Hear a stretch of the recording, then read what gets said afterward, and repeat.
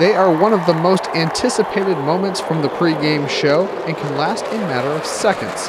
But the planning for a flyover or a parachute jump begins months before the season begins, or in the case of the Paracommandos from MacDill Air Force Base, years. A parachute jump in this scale for going into stadiums, you have to have a pro rating, which is a lot of jumps, over 500 jumps, and be able to land on target.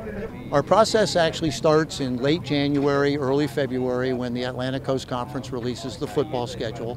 I'll sit down with our marketing and promotion staff, and we'll identify the game that we would like to do a parachute jump or a flyover for. We will submit the appropriate documentation initially to the FAA to get their approval to be able to occupy the airspace. After filing all the paperwork, game week finally arrives, and that's when the last details are made. We are given a window and a very finite time at which we must complete that to make sure that we don't jeopardize the kickoff taking place on time.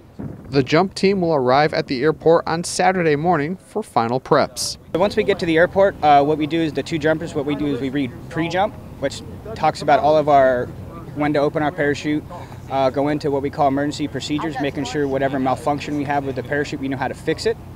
And once we get done with that, we do our gear prep and make sure we have all of our parachutes ready to jump. And as they prepare to jump, there's one final check of one of the most important aspects. We'll take wind readings from around the top of the stadium, and we don't want that to be above 14 because then it's too high and it's out of our tolerance. Because it'll be too much wind, and we don't need to get blown out of the stadium.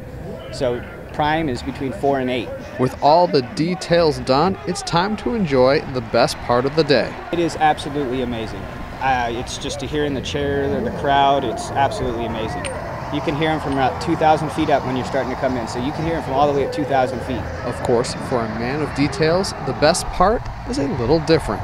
Probably the most gratifying time for me is when the aircraft arrive at the last note of the national anthem and they're on time, on target, and safely have executed the mission.